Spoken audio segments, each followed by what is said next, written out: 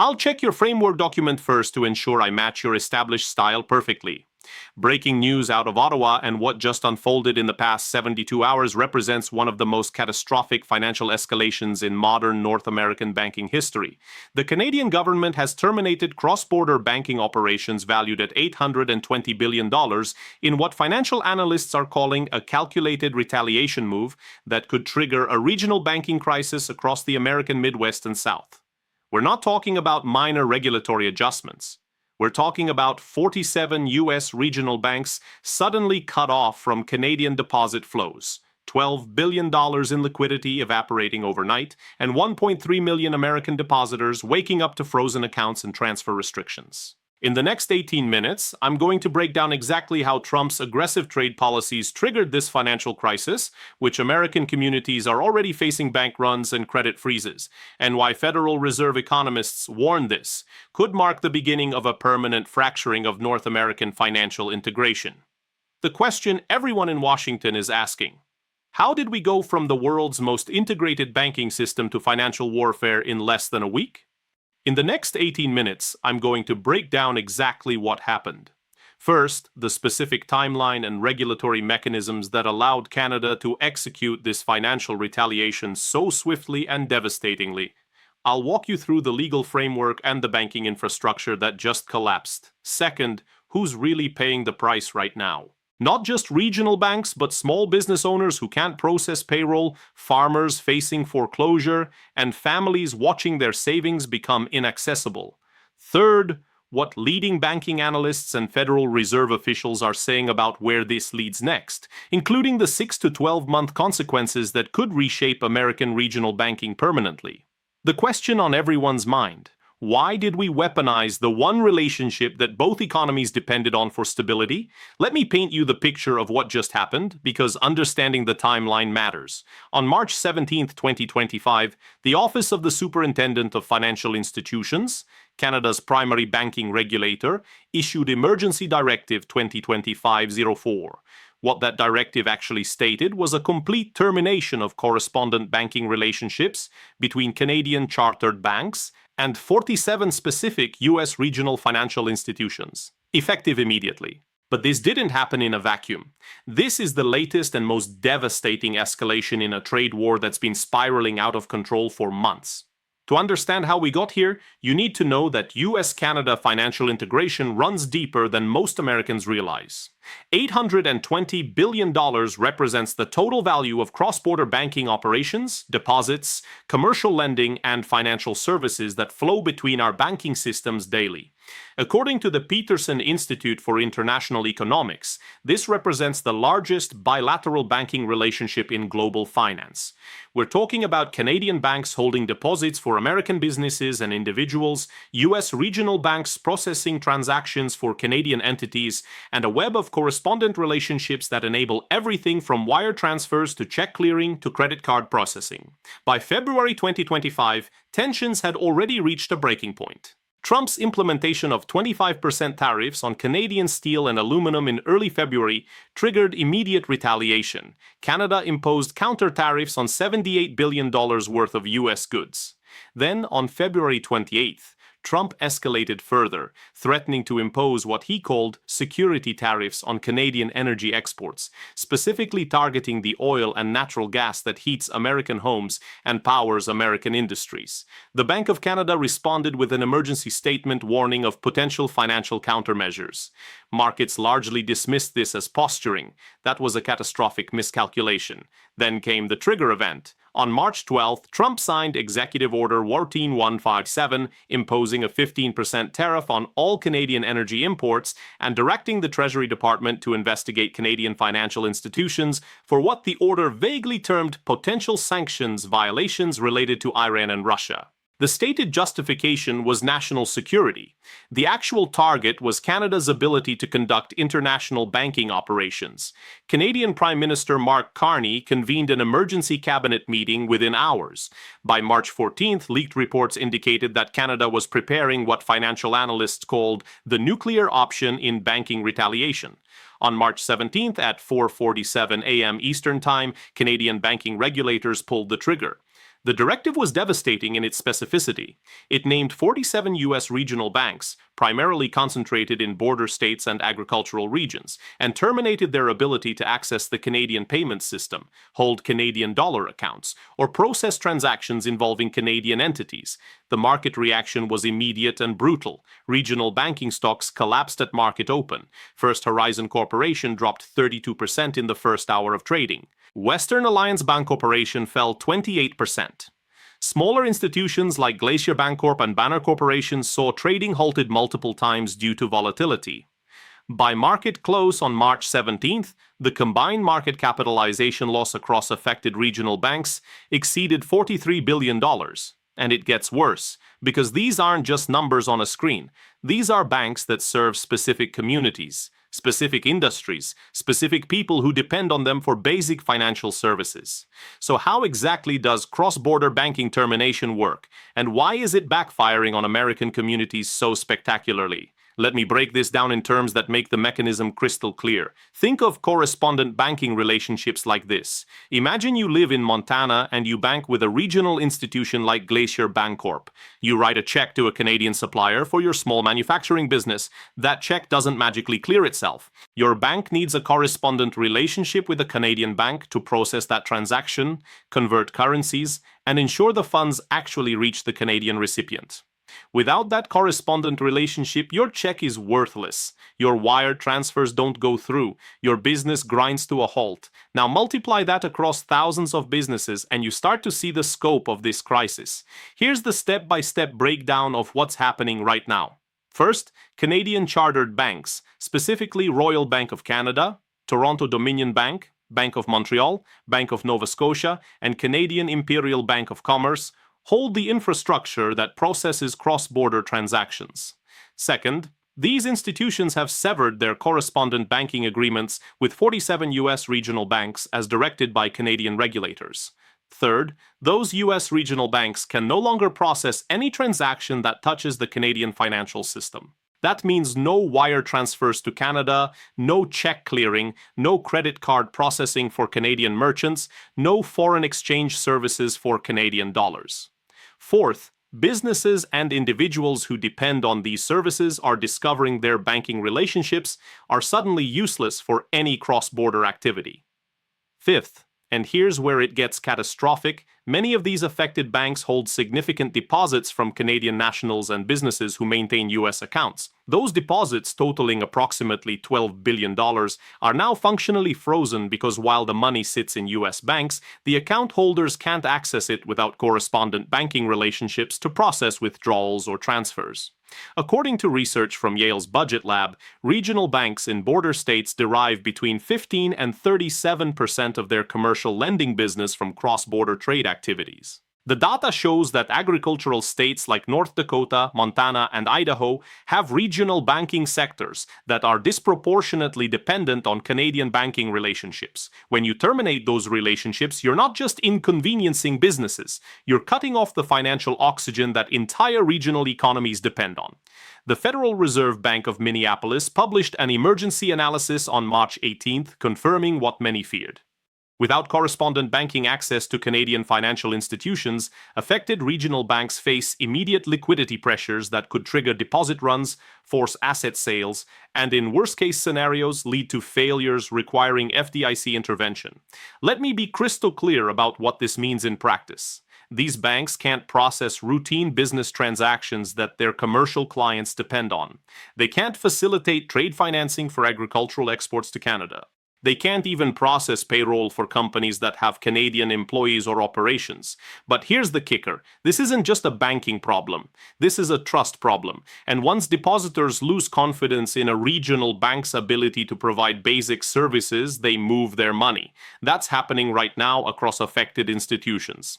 Industry data from the American Bankers Association shows that in the first 48 hours following the Canadian directive, affected regional banks experienced deposit outflows averaging 4.7% of total deposits. That might not sound catastrophic until you understand that regional banks operate on thin capital margins. A 5% deposit loss in 48 hours is a bank run in slow motion, and it gets worse because this isn't happening in isolation. These are banks that were already under pressure from rising interest rates, commercial real estate exposure, and lingering concerns from the 2023 regional banking crisis that took down Silicon Valley Bank and First Republic. Let me tell you about the real people paying the price for this financial escalation. Michael Torres owns Torres Agricultural Supply in Williston, North Dakota. His family has operated farm equipment and supply distribution across the Montana, North Dakota, Saskatchewan border region for 32 years. Michael banks with First International Bank and Trust, one of the 47 institutions cut off from Canadian banking access. On March 18th, Michael attempted to wire payment for a shipment of farm equipment from a Canadian manufacturer. The wire transfer, totaling $237,000, failed to process. When Michael called his bank, they informed him that due to the termination of correspondent banking relationships with Canadian institutions, they could no longer process international wires to Canada. Michael's business operates on 60-day payment terms with his Canadian suppliers. He has orders totaling $1.4 million in equipment and supplies scheduled for delivery ahead of spring planting season. Without the ability to process payments, those shipments are now in jeopardy. Torres Agricultural Supply employs 14 people in Williston. Michael is staring at a choice no business owner should face. He can try to rapidly shift his entire supply chain away from Canadian partners he's worked with for decades, likely at significantly higher costs and with massive delays, or he can watch his spring inventory evaporate, leaving the farmers who depend on him without critical equipment and supplies. Michael's story multiplies across thousands of businesses in border states, but it gets even more personal for people like Jennifer and David Ashworth of Kalispell, Montana. The Ashworths are both 63 years old, approaching retirement after careers in education and healthcare. They've banked with Glacier Bancorp their entire adult lives. In 2018, they purchased a vacation property in British Columbia, a cabin on the shore of Kootenay Lake where they plan to spend their retirement years. They financed the property purchase through their U.S. bank and maintain both U.S. and Canadian accounts to manage expenses for the property. The cabin purchase price was $420,000 Canadian dollars. The Ashworths have been making monthly mortgage payments through their Glacier Bancorp account, with the bank handling currency conversion and wire transfers to their Canadian mortgage lender. On March 18th, their scheduled mortgage payment failed to process. Jennifer received an automated notification that the wire transfer was rejected due to inability to access the Canadian payment system. The Ashworths called their bank immediately. The customer service representative explained that Glacier Bancorp, as one of the institutions named in the Canadian Banking Directive, could no longer process transactions to Canadian financial institutions. The Ashworths asked the obvious question, what about their mortgage payment? The representative had no good answer. Here's what makes the Ashworths' situation devastating. Their mortgage contract specifies that missed payments result in immediate penalty interest charges, and 3 consecutive missed payments trigger default proceedings. Without the ability to process payments through their U.S. bank, the Ashworths face impossible logistics. They would need to somehow transfer funds to a Canadian bank account, which requires establishing a new banking relationship in Canada, a process that typically takes weeks and requires in-person verification. Meanwhile, penalty charges accumulate, their credit rating with Canadian lenders deteriorates, and they face the prospect of losing a property they've invested years of savings and retirement planning into. Jennifer told a local news reporter that they feel trapped by forces completely beyond their control. They followed all the rules, maintained good credit, paid their bills on time, and suddenly find themselves facing financial consequences because of a trade war they had no say in starting. Multiply Jennifer and David's story by thousands of American families who maintain cross-border financial commitments, and you begin to understand the human cost of this escalation. Then there's the story of Great Plains Credit Union in Grand Forks, North Dakota. This isn't even one of the 47 institutions directly named in the Canadian Directive, but they're experiencing devastating collateral damage. Great Plains Credit Union serves a community where significant portions of the local economy depend on cross-border trade with Manitoba. The credit union has never directly held correspondent relationships with Canadian banks. Instead, they route international transactions through their upstream correspondent, a regional bank that is on Canada's termination list. On March 19th, Great Plains Credit Union notified its 18,000 members that all international wire transfers to Canada were suspended indefinitely. For many of those members, that's not a minor inconvenience. It's a crisis. Small business owners who import supplies from Canada, families sending money to relatives across the border, retirees managing cross-border property investments, all suddenly cut off from basic financial services they've depended on for years. Let me be crystal clear about what banking experts and federal regulators are saying about where this leads. On March 18th, the Federal Reserve issued an emergency liquidity facility announcement making $200 billion available to regional banks facing deposit pressures related to the Canadian banking crisis. The Federal Reserve doesn't issue emergency facilities for minor disruptions. This is a five-alarm fire response. According to analysis from the Brookings Institution, the combination of frozen Canadian deposits and accelerating deposit outflows creates what they term a classic liquidity trap for affected regional banks. These institutions can't access frozen deposits, can't process revenue-generating transactions related to cross-border banking services, and simultaneously face depositors withdrawing funds out of concern about the bank's stability. Former FDIC Chair Sheila Bair published an op-ed in the Wall Street Journal on March 19th warning that we're witnessing the early stages of a regional banking crisis that could rival the 2023 failures of Silicon Valley Bank and First Republic. Bair specifically noted that while federal deposit insurance protects individual depositors, the mechanism creating this crisis is fundamentally different. This isn't about bad loans or risky investments. This is about geopolitical retaliation severing critical financial infrastructure that regional economies depend on.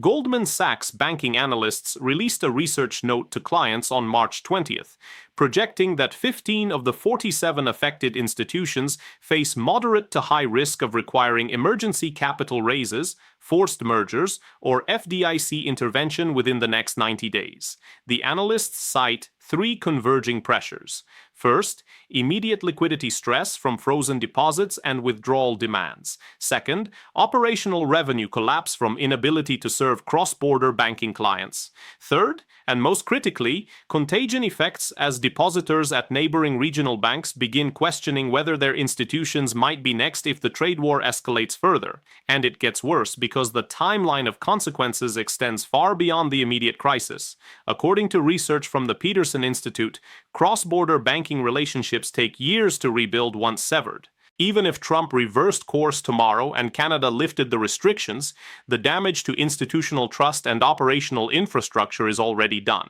Businesses that scramble to find alternative banking arrangements won't simply switch back. The switching costs, both financial and operational, create sticky relationships with new banking partners. In the next 30 to 90 days, we're going to see the first wave of consequences. Failed wire transfers become missed payments. Missed payments become defaults. Defaults become credit downgrades.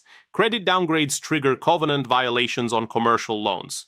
Regional banks facing deposit runs begin forcing asset sales to maintain liquidity ratios. The Federal Reserve's emergency facility provides a lifeline, but it's temporary and comes with stigma that further undermines depositor confidence. Within 6 to 12 months, we'll see the second-order effects. Regional banks that survive the immediate crisis will have fundamentally restructured away from cross-border services. The businesses and individuals who depended on those services will have either relocated their banking relationships to larger national institutions that maintain Canadian correspondent relationships, shifted operations away from Canadian trade relationships entirely, or in some cases simply gone out of business because the operational disruptions were insurmountable. Agricultural exporters in northern states will have restructured supply chains southward, away from Canadian markets, even though those markets were often closer, more efficient, and more profitable than alternatives. But here's what really concerns analysts at the International Monetary Fund, who published an assessment on March 21st. This isn't about banking anymore. This is about the permanent fracturing of economic integration that took 75 years to build. According to the IMF analysis, the US-Canada economic relationship represents one of the most deeply integrated bilateral trade and financial partnerships in modern history. That integration created efficiencies, reduced costs, and generated prosperity on both sides of the border. Once you start weaponizing financial infrastructure, you break something fundamental. Canadian businesses and investors who maintained U.S. banking relationships for convenience, for diversification, for growth opportunities, they're reassessing whether those relationships are worth the geopolitical risk. American businesses that built supply chains assuming seamless cross-border financial transactions, they're discovering that assumption was fragile. The University of Chicago's Booth School of Business released survey data of CFOs at mid-size companies in northern border states. 73% reported they're now actively exploring relocating operations or restructuring supply chains to reduce dependence on cross-border financial services. That's not temporary disruption. That's permanent economic reorientation driven by loss of trust in the stability of financial infrastructure that both countries used to take for granted. Let's recap the 3 critical points you need to understand about this crisis. First, Canada has terminated $820 billion in cross-border banking relationships, cutting off 47 U.S. regional banks from the Canadian financial system. This isn't a minor regulatory adjustment. This is the financial equivalent of cutting power lines to specific communities. The immediate victims are small business owners who can't process payments to Canadian suppliers, families who can't access deposits or make payments on Canadian property, and regional banks facing liquidity crises as depositors lose confidence and withdraw funds. Second, the scale of this crisis extends far beyond the immediate 47 affected institutions. The Federal Reserve has activated emergency lending facilities totaling $200 billion because they understand that contagion effects threaten the broader regional banking sector. When depositors at unaffected institutions start questioning whether their bank might be next, we're looking at systemic risk. And third, the permanent consequences of this escalation mean that even if the immediate crisis resolves, the economic integration that made US-Canada the world's largest bilateral trade relationship is fundamentally broken. Businesses are restructuring supply chains, investors are pulling capital, and the trust that enabled 75 years of seamless financial cooperation has been weaponized and destroyed. If you found this analysis valuable, hit that subscribe button and turn on notifications, because as this crisis unfolds over the coming weeks, I'll be tracking every development. The mainstream media treats this as a technical banking story. I'm showing you the real human cost and the permanent economic consequences of weaponizing financial infrastructure for short-term political victories. Here's what keeps me up at night. We're not just losing banking relationships or trade partnerships. We're losing something far more valuable. We're losing the institutional trust that took 75 years to build between the world's longest undefended border. The US and Canada weren't just trading partners. We were integrated economies where businesses on both sides of the border planned long-term investments, assuming that financial infrastructure would remain stable, regardless of temporary political disagreements. That assumption is gone now. And once that trust is broken, once businesses learn that cross-border banking relationships can be terminated overnight for political retaliation, no Federal Reserve facility or diplomatic negotiation will fully restore it. We're watching the dismantling of North American economic integration in real time, and the people paying the price aren't the politicians who started this escalation. It's Michael Torres watching his farm supply business collapse. It's Jennifer and David Ashworth facing foreclosure on their retirement dream. It's 18,000 credit union members in Grand Forks suddenly cut off from basic financial services. The question we should all be demanding answers to is this: how many more communities need to be economically devastated before we admit that weaponizing the very financial infrastructure both our economies depend on isn't strength? It's reckless destruction of shared prosperity that will take decades to rebuild.